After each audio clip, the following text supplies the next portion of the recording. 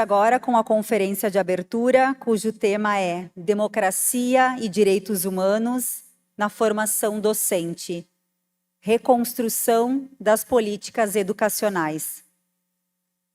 Vamos todos juntos dar as boas-vindas ao nosso conferencista, professor Daniel Cara, e a nossa mediadora, novamente ao palco, se recompondo, professora Cristiane Antônia Rauschild Johann. Por gentileza. Ao mesmo tempo, eu leio o currículo. Daniel Cara é bacharel em Ciências Sociais, mestre em Ciência Política e doutor em Educação, possui vasta experiência em políticas públicas da educação e atua como professor da Faculdade de Educação da Universidade de São Paulo.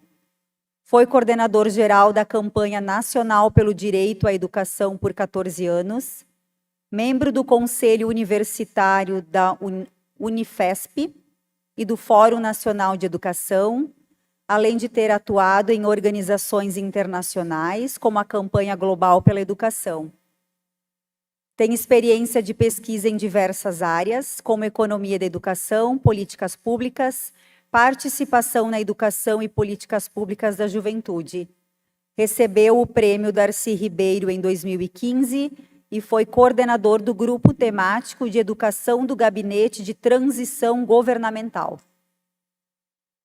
Professora Cristiane possui graduação em Ciências pela Unidade Integrada Vale do Taquari em Ensino Superior, graduação em Matemática pela Universidade de Santa Cruz do Sul, especialização em Educação Matemática, mestrado e doutorado em Educação em Ciências e Matemática pela Pontifícia Universidade Católica do Rio Grande do Sul. Atualmente é professora de Matemática na Univates e presidenta do Fórum Nacional de Coordenadores Institucionais do PIBID e Residência Pedagógica. Professor Daniel, professora Cristiane, pedimos por gentileza que antes de começarem as suas falas, façam sua audiodescrição e logo em seguida passo a palavra à professora Cristiane para dar seguimento à conferência e desejamos uma ótima noite a todos. Muito obrigada. O pessoal prepara surpresas, né? A gente se emociona e segue a sequência, sem verificar se o convidado chegou. Professor Daniel, seja muito bem-vindo. Uma satisfação tê-lo conosco para a gente falar, então, sobre democracia, direitos humanos na formação docente, a reconstrução das políticas públicas educacionais. Tem, com certeza, muito a nos ajudar a pensar, né? O foco do nosso evento pretende, após os 3 dias, elaborar uma carta de lajado, na qual a gente vai falar, bom, o que teremos a reconstruir, então, nas políticas educacionais. Boa noite a todas e todos. Em primeiro lugar, eu quero pedir 1000 desculpas. Eu fiquei conversando com o Nilson lá em cima, e a conversa estava boa, a gente estava falando de várias histórias sobre a questão das licenciaturas e acabou que a gente perdeu um pouco o horário. Mas quero dizer que eu estou muito feliz de estar aqui com vocês, de estar com você, Cris, e dizer que é um prazer enorme poder conhecer a Univates e poder também ter contato com mais um Enali, que eu participei à distância, participei também do Eneseb, que é organizado pela professora Sueli, e a cada momento que passa, especialmente após a experiência do governo de transição, e considerando também o debate internacional, eu vou falar bastante sobre isso, o que eu sinto é que a profissão docente está sob ataque, não só no Brasil, mas no mundo também. O problema é que o ataque no Brasil é sempre mais dramático.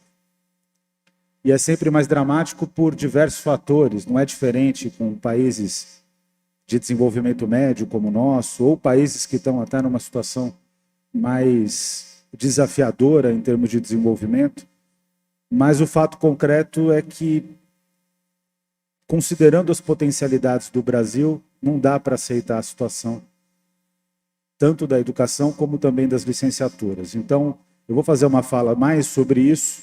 Conversei com o professor Roberto Leyer, amanhã ele e a professora Sueli também vão tratar desse tema, e eu vou ficar mais dedicado hoje, portanto, em relação à reconstrução das políticas educacionais, falar também sobre direitos humanos, sobre justiça social, formação docente nessa perspectiva, mas centralizar mais a minha fala na questão da reconstrução das políticas educacionais.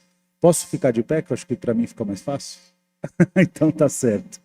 Então assim eu fico mais à vontade. Bom, em primeiro lugar, que eu tenho me preocupado bastante no contexto brasileiro e que eu vi fortemente no debate da transição, é que a questão do direito à educação no Brasil, e esse também é um problema mundial, ela está em um processo de reconstrução e de grave redução.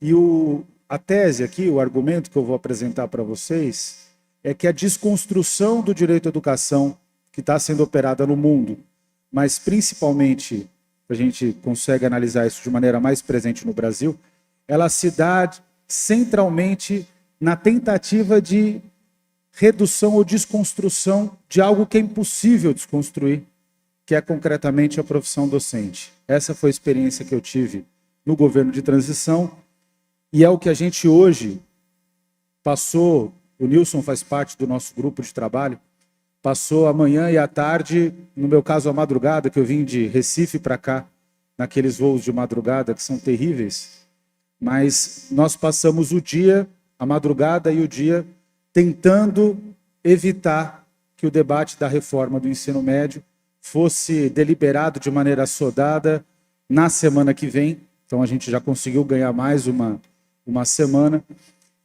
E objetivamente, se vocês perguntarem para mim o que é o objetivo da reforma do ensino médio, por que os secretários estaduais de educação defendem tanto a reforma do ensino médio, eu preciso, por honestidade intelectual, dizer para vocês que o objetivo deles é evitar realizar concursos públicos. Eu vou explicar como isso funciona. E vou, mais do que tudo, porque, como diz o Paulo Freire, a gente não pode só apresentar a denúncia, a gente também tem que apresentar o anúncio. Eu vou tentar dar um caminho para uma atuação coletiva que a gente precisa desencadear em defesa da profissão docente como um aspecto central da afirmação do direito à educação. Bom, eu não preciso dizer para vocês, todos vocês sabem, o direito à educação é o primeiro direito social listado na Constituição Federal Brasileira.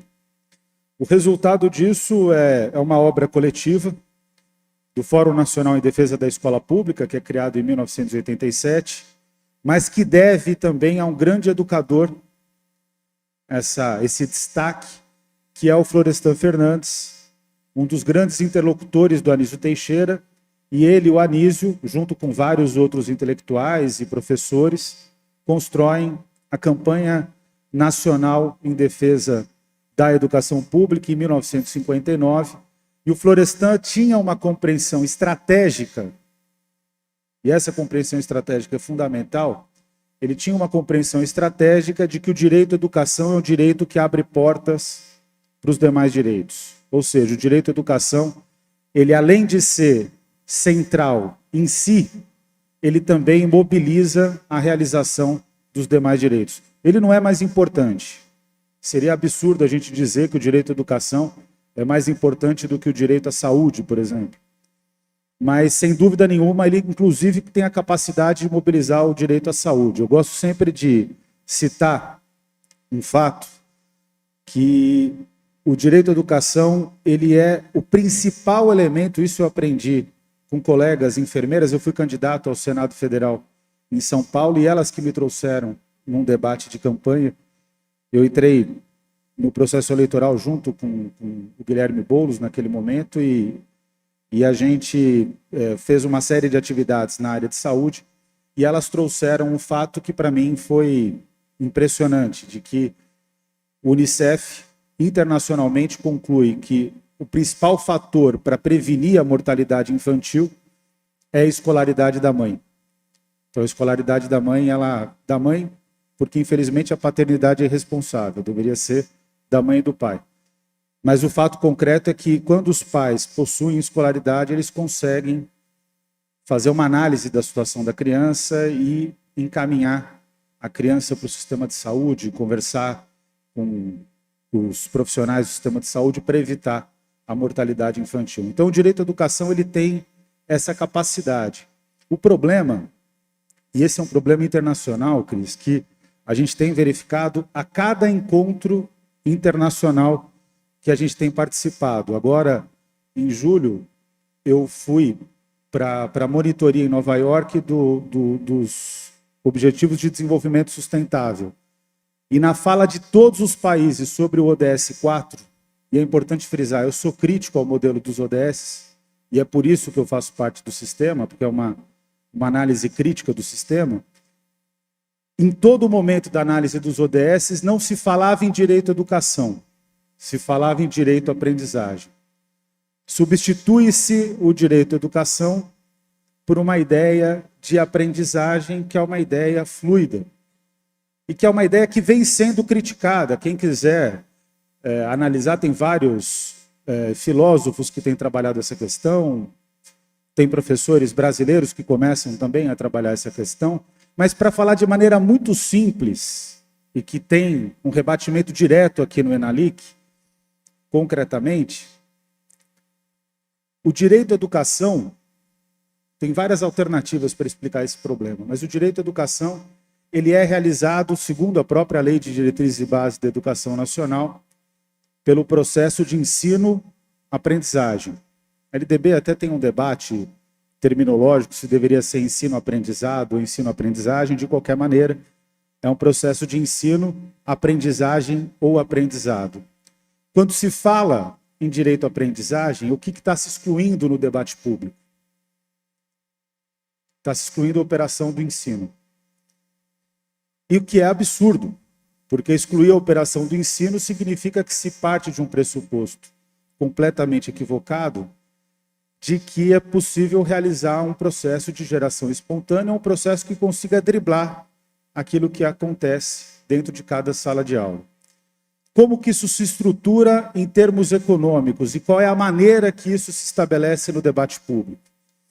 E esse é um ponto que, normalmente, no debate da educação, especialmente no Brasil, salvo raras exceções, a gente faz pouco e que precisa fazer mais. Essa ideia do ensino-aprendizado, reduzindo a tarefa do ensino e evidenciando a aprendizagem, ela começa concretamente a partir da década de 80 nos Estados Unidos e que tem como objetivo fundamental, dentro dessa operação econômica, tem como objetivo fundamental estabelecer uma lógica de política pública em que é possível reduzir o peso do investimento em educação.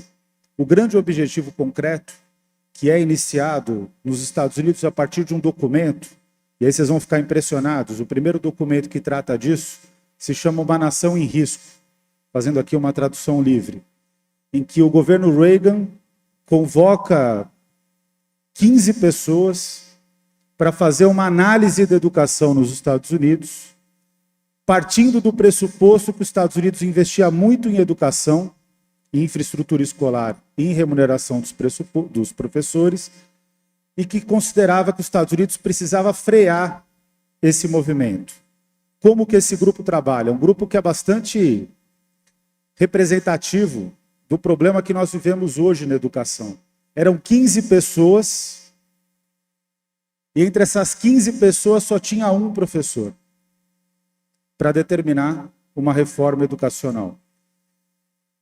E a conclusão desse grupo, para poder chegar a uma análise, foi dizer que a política educacional nos Estados Unidos não podia mais ser orientada à formação docente, à condição de trabalho dos professores e à carreira dos professores.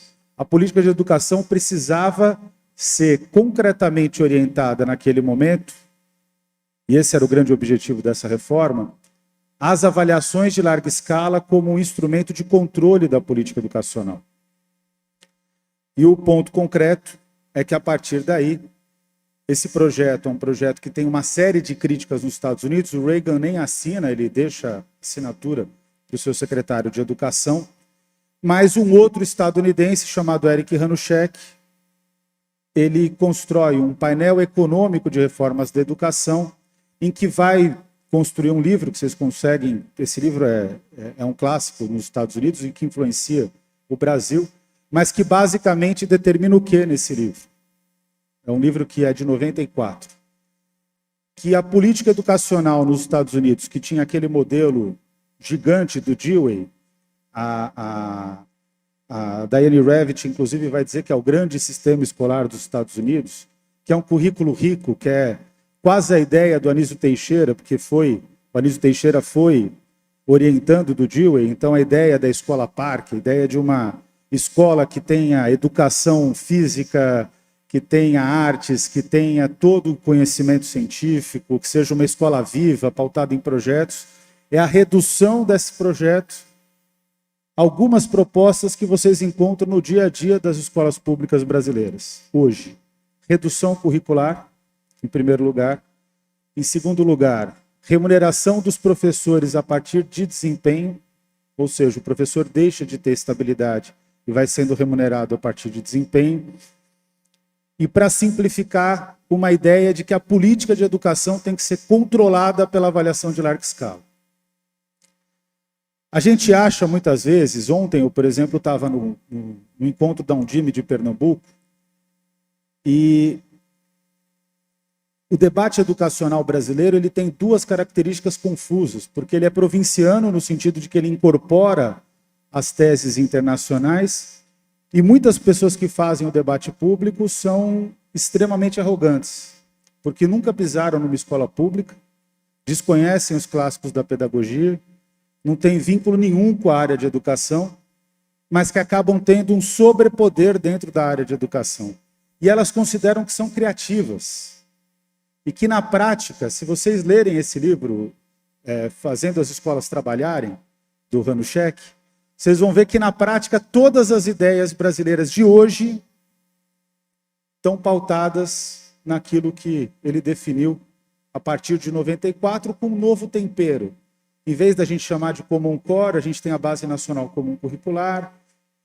Em vez de chamar a reforma do ensino médio de revisão curricular, como é nos Estados Unidos, a gente tem o novo ensino médio, a gente coloca uma nova nomenclatura, mas a política na base é a mesma. O problema concreto dessa perspectiva, e é importante frisar, é que o grande objetivo de toda essa ação política é centralmente cumprir com 3 tarefas econômicas. E é terrível dizer isso, porque a educação é um direito, ela não tem que estar submetida às questões econômicas, mas ela precisa se realizar materialmente. E aí o debate econômico ele é um problema, porque a maior parte dos educadores evitam fazer a discussão econômica, porque nós estamos preocupados com o dia a dia. Ser educador é muitas vezes ter que tirar leite de pedra todos os dias, e a gente tira leite de pedra e realiza o nosso trabalho. Mas, efetivamente, toda a decisão sobre as reformas educacionais estão pautadas em 3 questões. Primeiro, reduzir a pressão sobre financiamento em educação. Segundo, determinar a maneira como se dá a gestão da educação, como se constrói as políticas educacionais. E terceiro, objetivamente, privatizar a educação. E eu preciso dizer para vocês que esses 3 passos estão em andamento no Brasil, sendo que privatização direta da educação, ou seja, oferta privada de matrículas públicas, está mais distante, a gente consegue resistir. Bate na trave aqui e ali, é mais difícil, tem o artigo 213 da Constituição que segura, mas a gente está em caminho de correr o risco de que isso se realize. Qual que é o problema que eu quero objetivamente trazer para vocês?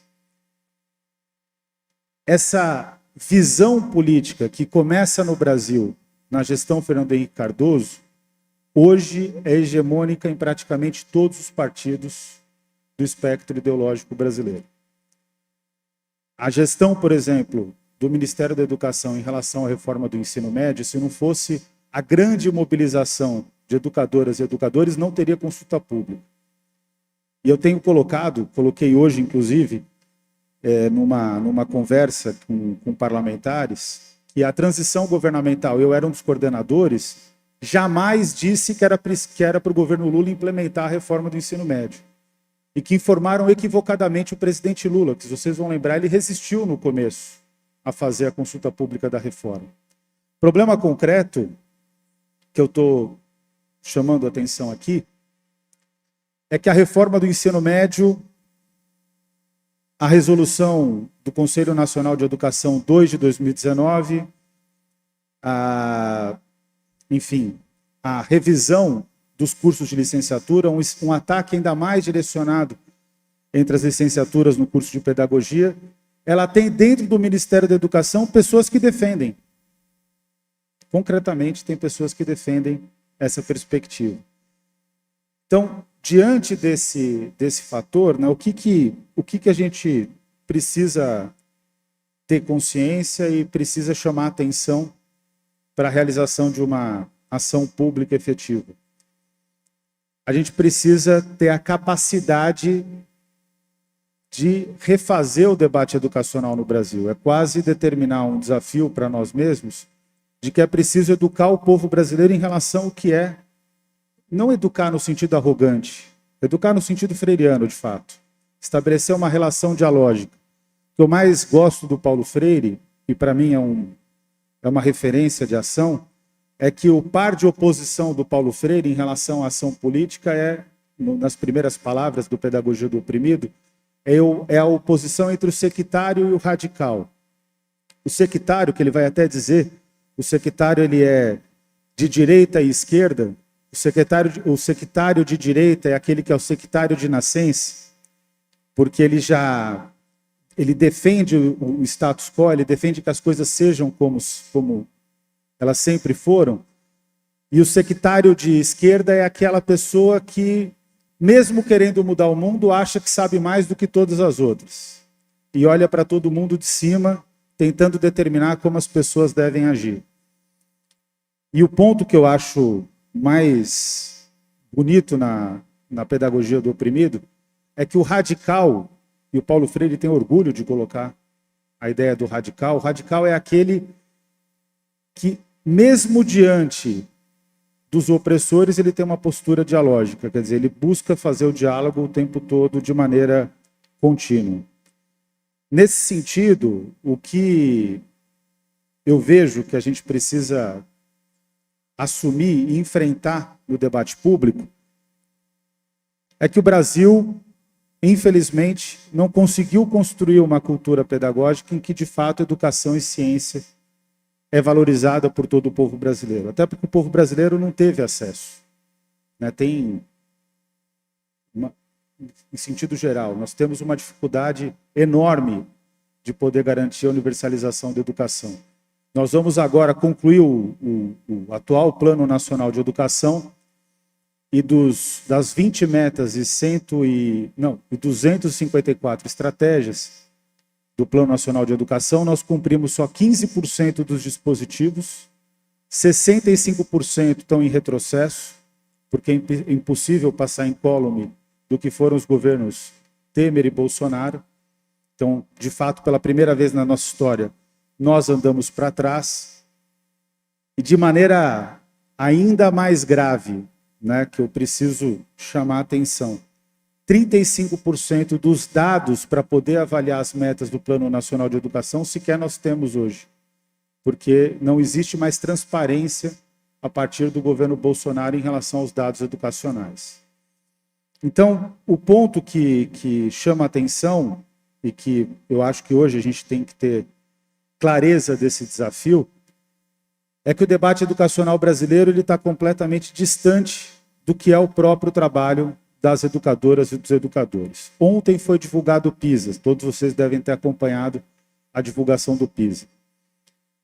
Eu estou entre aquelas pessoas que acham que o PISA não deve ser tratado como sinônimo de qualidade da educação. O PISA ele é um instrumento que pode ter alguma validade, mas mais do que tudo, o PISA é uma tentativa de colonização dos sistemas de ensino de todos os países do mundo, que não são os países mais ricos do mundo. Eu pensei em trazer aqui o gráfico, mas nem precisa trazer, porque a imagem você já tem de cabeça. Se analisar o resultado no PISA e fizer um corte entre países do Sul e do Norte, vocês vão ver que os países do Norte vão bem.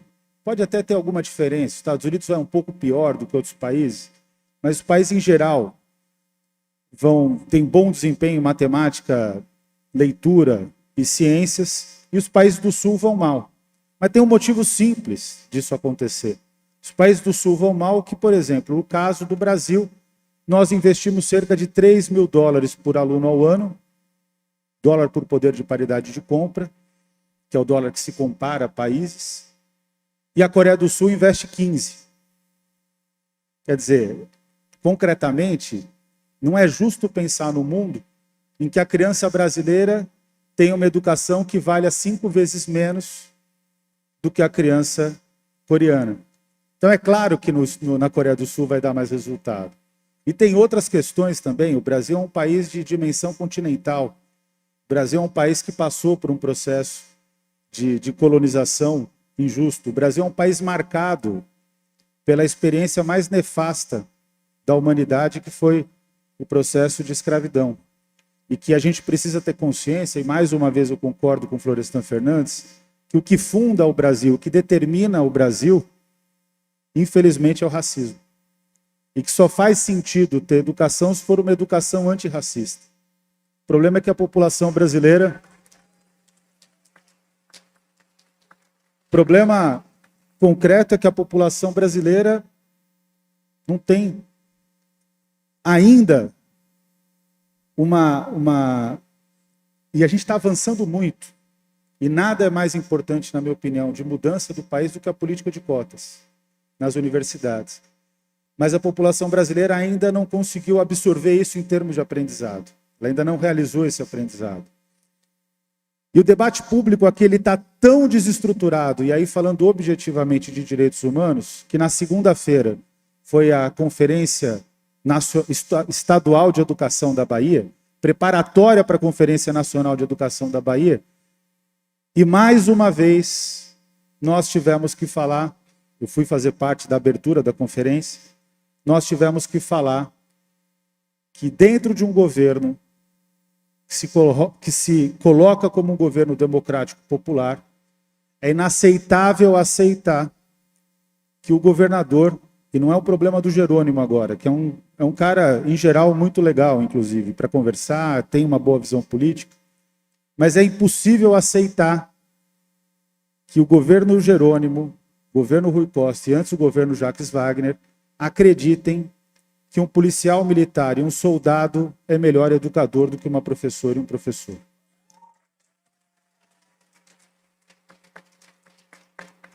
E essa questão, é importante frisar, que ela mostra o desafio da educação brasileira. Que além da gente ter o problema do embate econômico, que tem um nome, que a gente precisa ter coragem de dizer, que se chama neoliberalismo, o Brasil ainda é um país imerso no neoliberalismo. E eu vou dizer mais, eu concordo com os pesquisadores, eu participo desse debate. O Brasil ele teve o neoliberalismo transigente da década de 80 até 2016, mas a partir de 2016 ele vive o neoliberalismo intransigente, que as pessoas já não se importam, os governantes não se importam mais com as pessoas. Quem anda na cidade de São Paulo, que é a minha cidade, no centro de São Paulo, se não fosse o padre Júlio Lancelotti, a situação seria ainda mais assustadora. Quem anda no centro de São Paulo, no domingo à tarde, pensa de fato que está numa cidade fantasma, porque não tem poder público e as pessoas, o povo da rua, vaga pela cidade sem ter nenhuma condição e nenhuma política pública. O fato concreto é que, para além do neoliberalismo, a gente tem um desafio na educação, que é enfrentar o processo e a emergência de um extremismo odioso que, além da educação cívico-militar, vai defender o escola sem partido, que vai voltar agora no Congresso Nacional, está se preparando para retomar a sua intervenção no Congresso Nacional com outro nome, com outra roupagem, mas vai voltar no Congresso Nacional na defesa da ideia de que os professores não têm direito de ensinar, porque é disso que se trata. Porque o que é o Escola Sem Partido? Se a educação cívico-militar é substituir a pedagogia pelo autoritarismo, pela disciplina autoritária, e é disso que se trata, o Escola Sem Partido é a tentativa de controlar o professor para coibir a liberdade de cátedra, mas também para realizar uma ação política, estratégica, tanto para o neoliberalismo como para a extrema-direita. Uma categoria enfraquecida, ela tem menos condição de construir lutas. E não tem uma mobilização, pelo menos em São Paulo, eu tenho certeza que é assim no Brasil todo, que a maior parte das pessoas que estão numa mobilização por recurso para a ciência, por recurso, inclusive a luta que vocês fizeram em defesa do PIBID, em que o protagonismo não seja de professoras e professores. Então também tem um objetivo político que a gente tem que chamar a atenção. E o terceiro projeto, que hoje está em voga e que impacta a reconstrução das políticas educacionais, é a educação cívico-militar. A educação domiciliar. Esse negócio de não dormir à noite é terrível, né? A educação domiciliar. Qual que é a ideia da educação domiciliar? A gente teve audiência agora no Senado, no dia 4 de dezembro. Hoje também teve audiência no Senado, 5 de dezembro, porque está para votar o projeto de lei da educação domiciliar. Qual é o objetivo estratégico da educação domiciliar? O objetivo estratégico da educação domiciliar é construir uma oposição de característica fascista. É opor a sociedade versus a família, dizendo que a sociedade é profana e a família é sagrada. É opor a casa à escola pública, dizendo que a casa é sagrada e a escola pública é profana. E pior de tudo, é tentar opor os profissionais da educação versus os familiares, dizendo que os profissionais da educação praticam o que a gente convencionou nas ciências humanas chamar de pânico moral. Ou seja, a estratégia é dizer que, ao todo momento, as crianças estão passando risco quando estão na escola. E vários de vocês já viram essas cenas e esse cenário. Qual que é o ponto que é dramático disso? É que a reconstrução das políticas educacionais tem dois desafios. Ela tem que enfrentar dois irmãos, e é importante dizer nesses termos. Ela tem que enfrentar o neoliberalismo e tem que enfrentar o seu irmão de face econômica, aliás, de face social, que é o fascismo. E o que eu vejo, e a gente precisa ter consciência disso, porque nosso desafio é, a partir da realidade, tentar mudá-la, é que isso está estabelecido, de fato, na sociedade brasileira, por diversas forças sociais, que vai do abuso da fé cristã, e eu falo disso com propriedade, porque frequento, né, especialmente comunidades evangélicas, católicas, também tem uma relação muito forte em São Paulo com terreiros e comunidades de religiões africanas. Eu acho que o debate religioso é importante, mas de fato está acontecendo um uso do aspecto religioso que entra dentro da escola. Na Bahia, para vocês terem uma ideia, uma defesa de doutorado que eu fui numa universidade estadual da Bahia, fui da banca, a aluna, que se chama Bruna, aliás, uma defesa de mestrado, a aluna que se chama Bruna, ela era professora de uma escola cívico-militar. E o que mais assustava ela é que todo dia, antes de começar a aula, era obrigatório, todos os dias, cantar o hino nacional brasileiro, o que poderia ser uma opção, porque o hino nacional é de todos, e aí você pode discutir se deve ou não deve, mas depois tinha, quando era um comandante católico, rezava-se o Pai Nosso, quando era um evangélico, se rezava um versículo da Bíblia, e concretamente o problema é que para a cultura da Bahia isso massacrava todas as famílias que são de religião afro-brasileira. E ninguém tem o direito. O Estado não tem o direito. A laicidade não é exclusão das religiões. é a permissão das religiões, mas as religiões elas devem ficar no espaço privado. Ninguém tem o direito de fazer proselitismo de qualquer religião dentro do espaço público. E isso impacta o trabalho dos educadores. Isso constrange o trabalho dos educadores. Dá um outro exemplo desse desafio que nós estamos enfrentando. Vocês devem ter visto que em Ribeirão Preto 2 professoras foram acuadas por um pai de aluno que ameaçou elas com armas porque elas tinham realizado o Dia da Família ao invés do Dia dos Pais. E qual que era a ideia de Dia da Família ao invés de Dia dos Pais? Que Dia da Família significa, concretamente, dar a chance de todas as crianças viverem aquele dia. Porque com a paternidade irresponsável brasileira, muitas crianças não têm pai. Ou, de vez em quando, não tem por conta de um acidente, de alguma tragédia. Mas, em geral, por conta da irresponsabilidade, do machismo estrutural da sociedade brasileira. O fato é que essas professoras bancaram a posição pro pai e ele só desistiu quando elas explicaram que a ideia do Dia da Família era do Programa Nacional do Livro Didático e o edital do Programa Nacional do Livro Didático que elas utilizaram era do governo Bolsonaro. E quando ela dá essa informação, o pai vai embora. Então, eu estou trazendo esse dado porque, independentemente de qualquer opção ideológica de cada uma de vocês, o fato é que nenhum professor pode ser ameaçado por uma arma. E nenhum pai, nenhuma mãe, ele tem o dever até, não é nem o direito, ele tem o direito e o dever de participar do debate sobre o projeto pedagógico. Natural. Mas ele tem que fazer isso com respeito democrático e tem um aspecto que para mim é ponto pacífico. A gestão democrática ela não pode excluir o fato de que o trabalho pedagógico da escola é um trabalho determinado por um coletivo e que isso tem que ser respeitado dentro do debate que as famílias têm feito diante da mobilização gerada por Escola Sem Partido.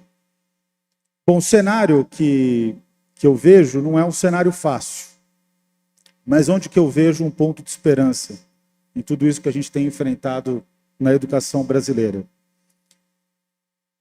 Para mim, por incrível que pareça, a pandemia ela foi um momento dramático, mas que ao mesmo tempo, de forma até contraditória, ela demonstrou a força da educação e a força da educação presencial.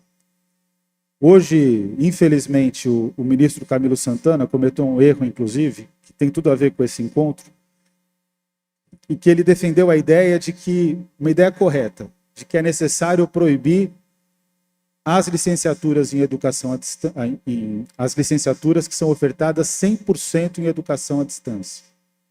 Medida corretíssima. Mas ele diz que só vai proibir os 100%. 90% talvez seja plausível, o que é inaceitável. E por que isso é inaceitável? E esse é o ponto que é um ponto polêmico para a gente debater, mas que é necessário ser debatido. Hoje, no Fórum Nacional Popular de Educação, esse tema também virou um tema de longo debate. Qual que é a questão concreta? A questão concreta é que a pandemia ensinou que não dá para fazer formação inicial de professores à distância. E vou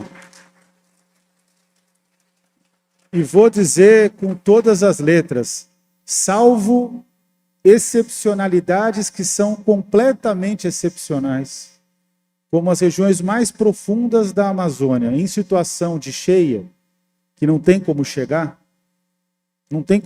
de fato, em que aí você pode fazer um módulo ou outro mais curto, bem curto, em educação à distância, para manter vínculo com o aluno, que é quase uma situação pandêmica, porque você não tem acesso, salvo nessas situações, a educação tem que ser presencial.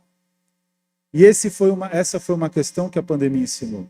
E a pandemia ensinou outra coisa para o povo brasileiro que a gente tem que tomar como referência. Quando a gente pegava os relatórios da transição, que tinha vários relatórios de pesquisa sobre o que o povo brasileiro pensa da educação.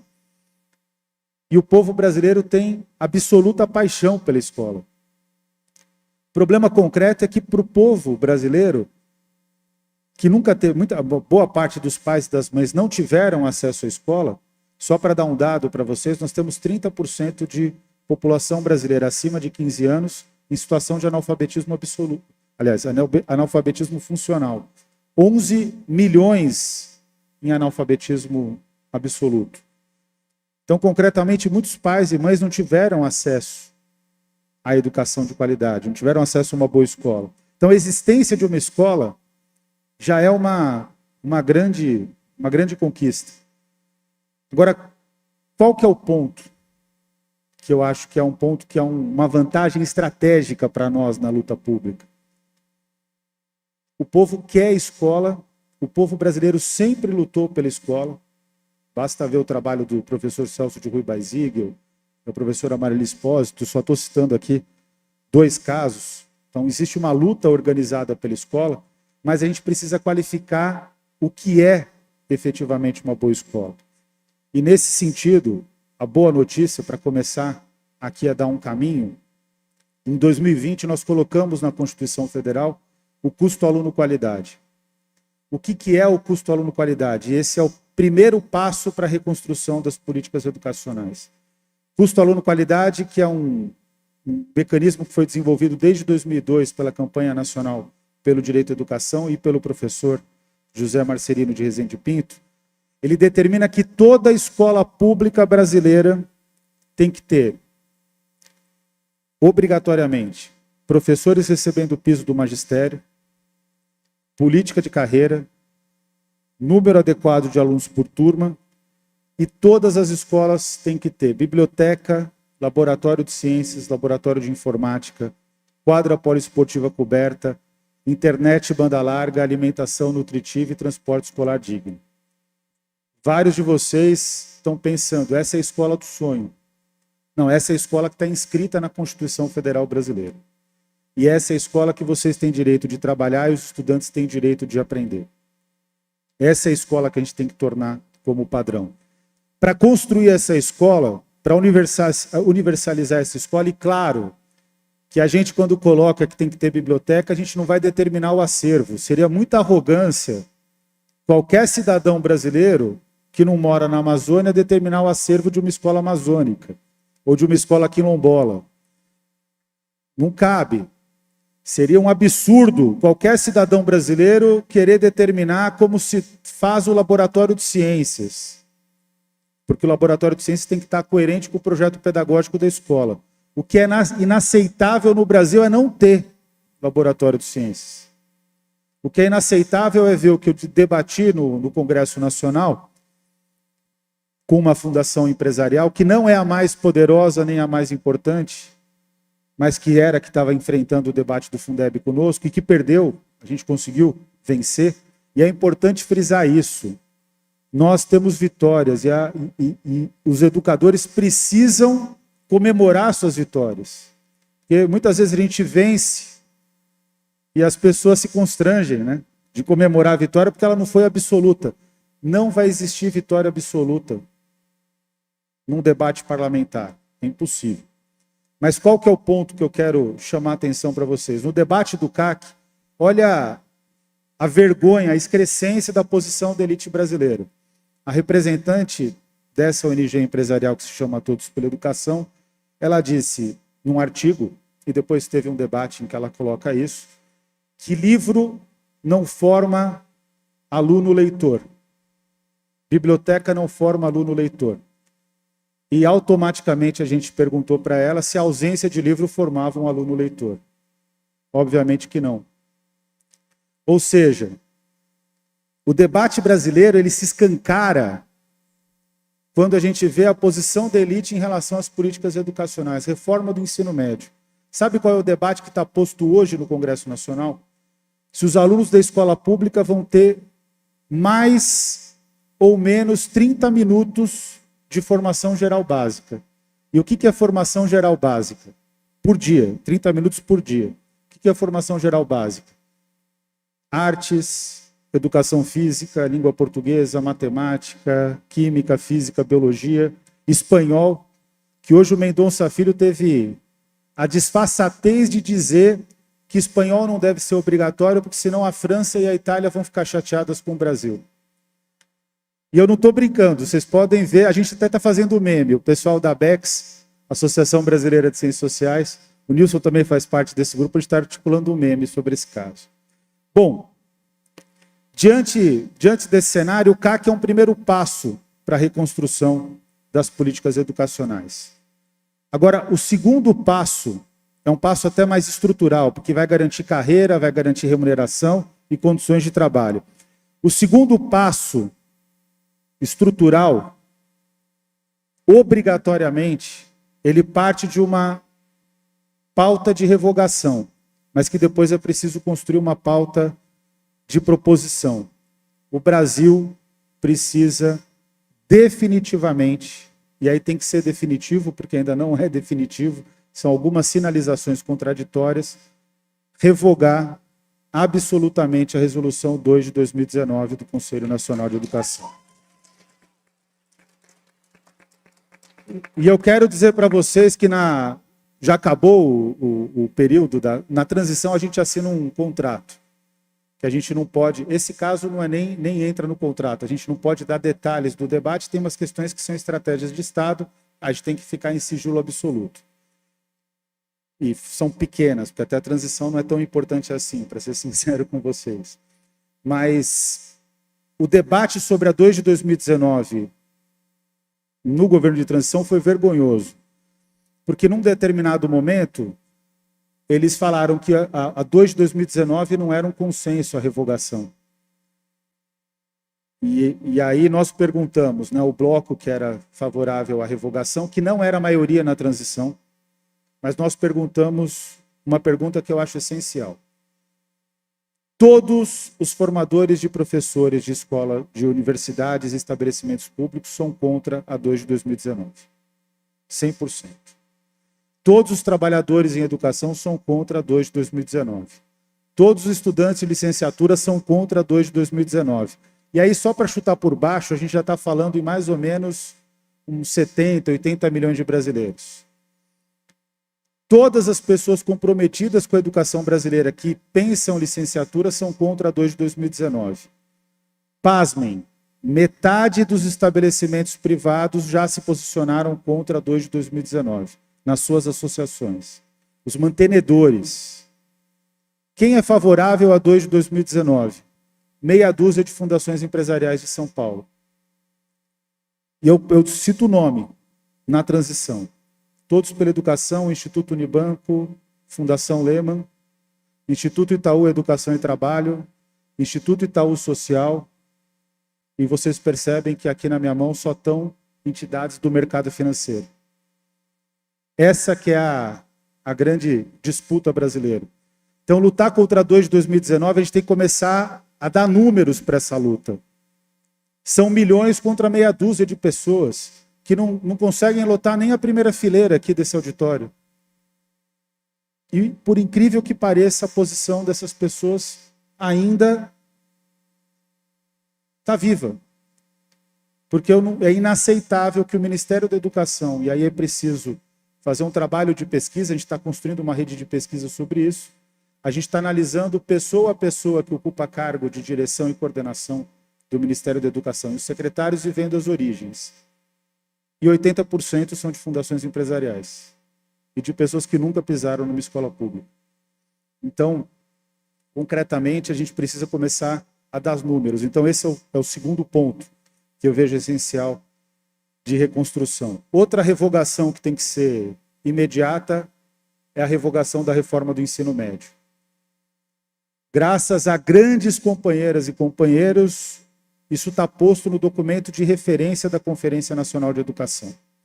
E em janeiro a gente precisa reafirmar que a Conferência Nacional de Educação do Brasil defende irrevogavelmente a revogação da reforma do ensino médio. E esse é um ponto que vai ser um ponto de conflito. O quarto ponto que eu vejo que é essencial dentro dessa luta, e por que a reforma do ensino médio antes é fundamental na luta pelas licenciaturas, que o grande objetivo da reforma, antes de falar do quarto ponto, o grande objetivo da reforma é evitar que a paixão de todo secretário é evitar a contratação de professores, porque para dar aula de brigadeiro gourmet não precisa ter um licenciando em química, não precisa ter um professor que foi formado em física, não precisa ter um professor de biologia. Aula de brigadeiro gourmet, os estudantes sabem disso, um youtuber dá muito bem, só que aquilo não é aula. E os estudantes brasileiros tiveram uma dificuldade de escola pública enorme na realização do Enem. A gente está analisando os dados agora e a posição é assustadora. O quarto ponto que eu vejo que foge um pouco da emergência em relação às questões nacionais, mas ele é urgente também, é preciso fortalecer, e a gente tem discutido isso com bastante pressão agora no debate da LDO. A LDO, a Lei de Diretrizes Orçamentárias, está para ser votada no Congresso Nacional. É preciso fortalecer o trabalho que a CAPES faz em relação à educação básica. E eu estava conversando, por isso que eu me atrasei aqui com o Nilson, eu defendo, e a Campanha Nacional pelo Direito à Educação defende concretamente um fortalecimento do PIBID. Porque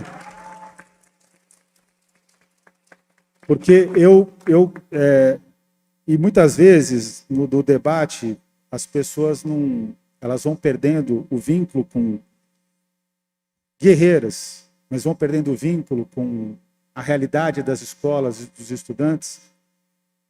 E o Brasil não sabe a riqueza do que vocês constroem, na dimensão que vocês constroem ainda. Então, o esforço que a gente tem que fazer, eu gostei muito, enquanto a gente estava ali conversando, eu e o Nilson, ali na sala, logo de entrada, tinha um professor filmando uma aluna que ganhou o prêmio Paulo Freire. E a gente tem que fazer isso, porque é preciso mostrar o trabalho que vocês realizam para o povo brasileiro. O povo brasileiro precisa ter a noção do que se faz nas universidades, mas também do que se constrói nas escolas públicas. E o PIBID tem essa potência de fazer a ponte entre a universidade e a escola pública como nenhum outro projeto faz. É claro que a gente está falando aqui da reconstrução das questões relacionadas à educação. E agora eu vou colocar um ponto polêmico, mas que eu não posso deixar de colocar em relação à formação de professores, que para mim é inexorável. E aqui eu sequer vou citar a importância do cumprimento integral da lei do piso, a construção de uma política nacional de carreira para o magistério, a importância dos 10% do PIB para a educação, da ampliação da vinculação constitucional, da garantia de recursos para a educação diretamente do imposto sobre grandes fortunas e sobre fundos especiais de investimento. Mas tem um ponto que eu não posso abrir mão e com ele eu vou começar a encerrar aqui a minha fala. E eu sei que ele é polêmico, vai ser muito polêmico aqui. Mas eu acho que é urgente que o Brasil faça uma rediscussão sobre a sua política curricular. E eu acho que é preciso reconstruir efetivamente a política curricular brasileira, fazendo com que ela seja realizada pelos professores e não pelas fundações empresariais, como foi a Base Nacional Comum Curricular. Agora, diante de todos esses desafios, o que a gente tem a fazer? Tem muitas tarefas, tem que fazer disputa no Congresso Nacional. Eu gosto muito de um livro que o meu amigo Gaudêncio Frigoto sempre cita. O Gaudêncio, eu tive com ele agora recentemente no Rio de Janeiro, e o Gaudêncio é uma das pessoas mais inteligentes e elegantes que eu conheço. E merece uma salva de palmas o Gaudêncio. Vou dar esse recado para ele. E o Gaudêncio ele fala sobre um livro do Hobsbawm que se chama Como Mudar o Mundo, em que o Hobsbawm mostra que ele e o Marx, porque ele se baseia no Marx, ele é um autor marxista, ele mostra que as conquistas, o Marx sempre vibrou com as conquistas pontuais da classe trabalhadora. O livro do Capital, um dos capítulos que eu mais gosto é o de Jornada de Trabalho, em que ele vai relatar a luta dos inspetores do trabalho e dos trabalhadores para a garantia da redução e do respeito à jornada de trabalho. Então ali tem a prova do que o Hobsbawm e o que o Gaudêncio gosta sempre de frisar. Para virar o jogo, a gente tem que fazer articulação política, tem que se fazer presente no Congresso Nacional, tem que fazer todo o trabalho político necessário, tem que ter estômago. E é difícil, viu, gente? Não é fácil, não. Depois tem que lidar, por exemplo, com o relator do ensino médio, como Mendonça Filho, mas tem que lidar. Ele foi colocado como relator da matéria. Tem que lidar com vários parlamentares que você não gosta de conversar, que você vê falando absurdos. Mas tem um aspecto que a gente precisa compreender. E isso, infelizmente, a extrema-direita ensina para nós. De forma dolorosa, ela ensina para nós. A gente precisa ter a capacidade de disputar a sociedade, voltar a ter vínculo com a sociedade, disputar a hegemonia, discutir as questões da educação. E ele falou, número de alunos por turma não importa. Aí eu falei, Gustavo, com todo respeito, mas ele saiu, ele nem ouviu, ele só ouviu o Gustavo com todo respeito, foi embora. Mas eu falei, Gustavo, com todo respeito, ele foi embora da sala, porque ele falou que tinha um voo para pegar. Ele não teve que enfrentar a realidade que eu enfrentei quando fui professor e que vários de vocês enfrentam ou vão enfrentar, em que eu lecionava no Capão Redondo, Jardim Ângelo e Jardim São Luís, que naquela época era chamado de Triângulo da Morte em São Paulo, e eu tinha que lecionar no período noturno para uma sala de aula com 70 alunos. E não tinha ar-condicionado, não tinha climatização. E os alunos naquele momento não tinham, porque não tinha acontecido a emenda constitucional 59 de 2009, estou falando do início dos anos 2000, os alunos não tinham alimentação escolar para o ensino médio. Então eles literalmente passavam fome, depois de passar 3 horas da zona sul de São Paulo para o centro de transporte público, para ir para o trabalho, 3 horas para voltar passando fome e 70 alunos. Não tinha como aprender ali. Então, quando eu falo que a gente tem que compreender que é preciso superar esses especialistas, entre aspas, no debate público, especialmente os economistas, é porque eu estou querendo dizer que se a economia coloniza a educação, os educadores precisam colonizar a economia. E a gente tem que estudar a economia da educação e tem que estudar financiamento da educação. Esse é o primeiro ponto. E os cursos de pedagogia e as demais licenciaturas abandonaram as aulas, quase todas as universidades, de economia da educação, até porque tinha uma linha muito vinculada à teoria do capital humano, dá para fazer de outra maneira, mas os educadores têm que entender de orçamento público. Eles têm que ter capacidade de debater sobre orçamento público, de fazer uma reivindicação salarial com consistência, entender como se organiza o orçamento público, para cumprir com aquela tarefa que o Brecht dá para a gente, do analfabeto político, que todo o preço de todas as coisas é definido politicamente. Esse é o primeiro desafio. Agora, o segundo desafio tem a ver com esse, e com ele eu encerro. Eu tive a oportunidade de trabalhar em vários países para conhecer redes públicas, etc., e foi uma oportunidade que fez toda a diferença na minha vida, porque eu descobri que só no Brasil o debate educacional é feito por pessoas que nunca pisaram numa escola pública e não conhecem nada de educação. E o debate público é feito insistentemente por essas pessoas. A divulgação do PISA agora foi uma vergonha. Várias pessoas dizendo que a OCDE escreveu: a pandemia não explica o marasmo brasileiro na educação. A OCDE assume: o Brasil investe pouco em educação. Vão os especialistas na Globo News, especialistas entre aspas, dizer que o problema é que é preciso mudar a formação docente. E é impressionante a paixão que eles têm por debater formação docente. Outro dia eu recebi um e-mail de um secretário estadual de educação perguntando o que eu achava de um convite que ele recebeu. Era para ele debater junto ao Instituto Península, na fazenda do Abílio Diniz. É escancarado, é na fazenda do Abílio Diniz. O Instituto Península é da filha do Abílio Diniz, Ana Maria Diniz. Junto com secretários estaduais de educação e um conjunto de especialistas, entre aspas, a formação docente dos professores brasileiros. Esse é um convite fidedigno que chegou na minha mão.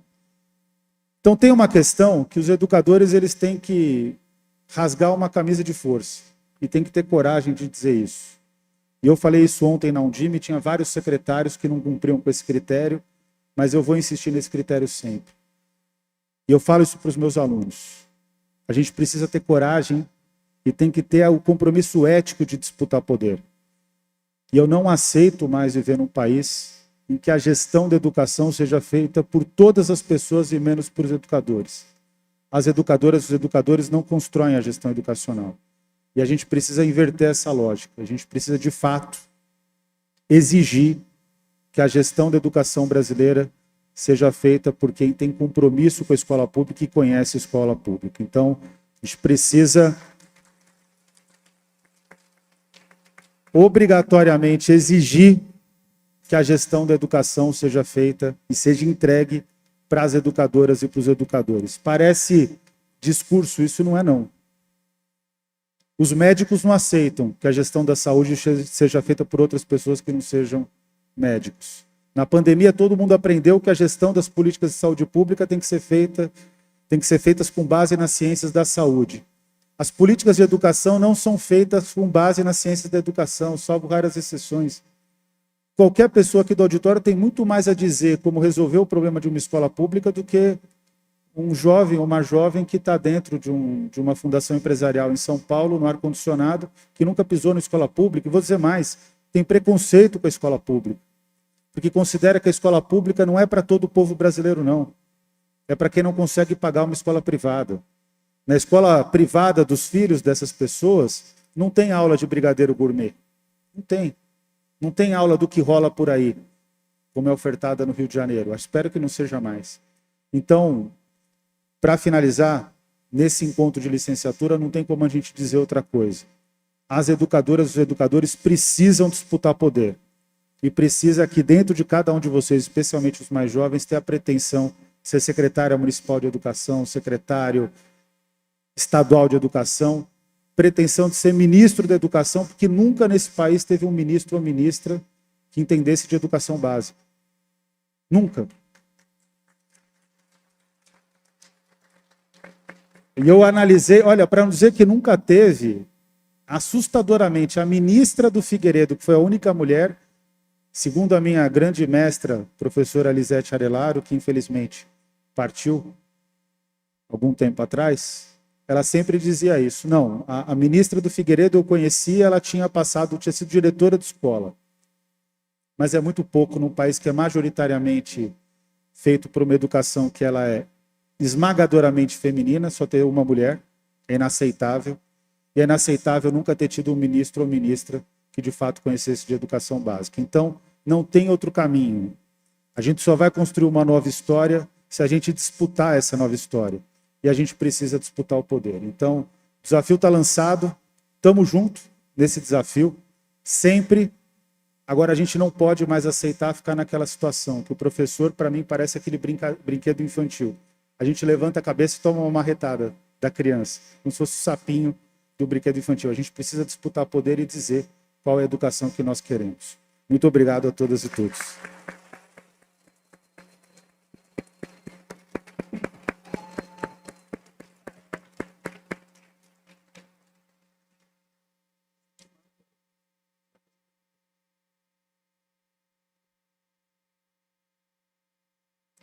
Muito bem, professor Daniel, muito obrigada. Muitos pontos provocantes, né? Nos ajuda a pensar nessa nossa proposta, né? De como a gente vai reconstruir, de que forma nós podemos participar. Eu diria que enquanto Enalic, enquanto FORPB de RP, nossa trajetória e nossa insistência de participação dos espaços, dos debates, né? da articulação política, nós precisamos participar enquanto professores, professoras, estudantes, e isso faz parte, né, da profissão professor, professora. Então, muito obrigada. Eu fui anotando aqui todos os pontos e todas as dicas aqui, os desafios, para a gente pensar nossa carta de Lajeado, né? Nós vamos encerrar o Enalic com essa carta, nos ajudando a pensar, nos ajudando a mobilizar, né, de que forma nós podemos, então, de fato, participar.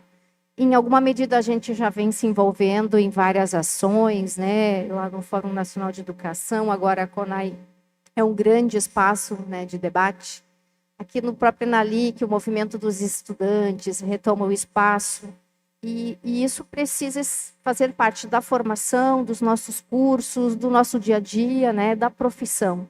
Faz parte participarmos, para que a gente procure superar esse desafio são as outras áreas que estão discutindo a educação, né, e estão decidindo. Então, para que não seja assim, nós teremos que estar lá.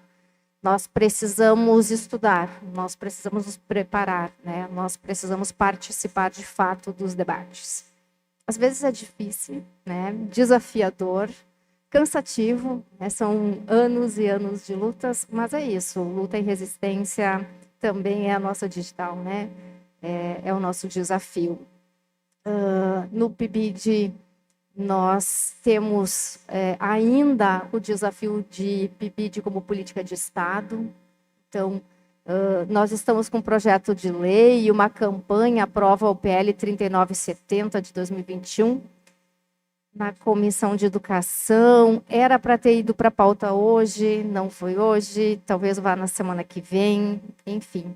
Mas a gente participa desse movimento e de tantos outros espaços nos quais somos convidados e também nos quais nós conseguimos, né, nos mobilizar para isso. Mas eu acho que o Enalic também é esse espaço de mobilização, então, que a gente possa entender a necessidade da articulação. Eu sempre lembro os colegas de FORPBID, começamos a pensar o FORPBID em 2013, 2014 nós aprovamos o primeiro regimento, eleição da primeira diretoria, lá no Enalic de Natal. Lá a gente já teve um problema com o pagamento de bolsas, inclusive, à época, a diretora Carmen volta rapidamente para Brasília para dar conta lá de um pequeno atraso. Em 2015, a gente começa, onde deveríamos estar engatinhando, né, pensando esses processos, a ter que sair correndo, literalmente, né, porque passamos a enfrentar a possibilidade do corte de um programa que tem feito diferença. Nunca antes na história do país as licenciaturas protagonistas envolvidas com quantitativo de bolsistas e com o diferencial do desenho pedagógico desse programa. É escola com universidade, com o futuro professor. Então, essa defesa nos é muito cara e gigante, né?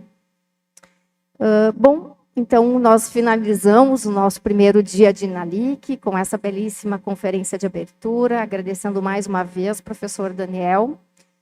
Começamos às 8 da manhã, né? Então estamos terminando agora, 21 horas e 45 minutos, de um dia muito intenso e temos mais 2 dias pela frente. Então, agradecendo a todos, aproveitando esse momento para convidá-los, né, para o nosso segundo dia de Enalic. Amanhã as atividades começam novamente às 8.